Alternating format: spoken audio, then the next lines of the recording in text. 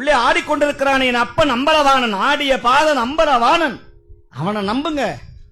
உங்க வீடு ஆடாது, உங்க வாழ்க்கை ஆடாது, உங்க தொழில் ஆடாது, உங்கள் திருமண வாழ்க்கை ஆடாது. அவன் ஆடிக்கொண்டே இருக்கிற வரையிலும் நீங்க இன்பத்தோடு ஆடிக்கொண்டே இருப்பீர்கள். உங்க வாழ்க்கை இன்பமா இருக்கும். கவலைப்படாதீங்க.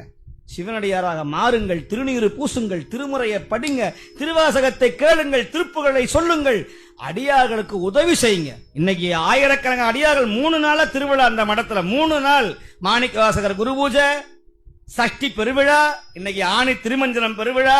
அடியார்கள் கமகமன்னு ஆனந்தமா சாப்பிடுறாங்க, மாலை கட்டுறாங்க, திருவாசகம் பாடுறாங்க. வீட்டுல போன கிடைக்குமா? ஒரே பிரச்சனை, அழுக, சண்டை, புகார். நிம்மதியா இருக்க முடியாது. இது அவனுடைய திருவடியில, இந்த மடத்துல தான் நிம்மதியா இருக்க முடியும். நம்ம ஓதுவா மூர்த்திகளே பாருங்க, திருமுறையை பாட சொன்னா அவர் அபிஷேகம் பார்க்க உட்கார்ந்துகிட்டார். ஏன்? அந்த அபிஷேகத்தை பார்க்க பார்க்க உடம்புல வியாதி போகும்.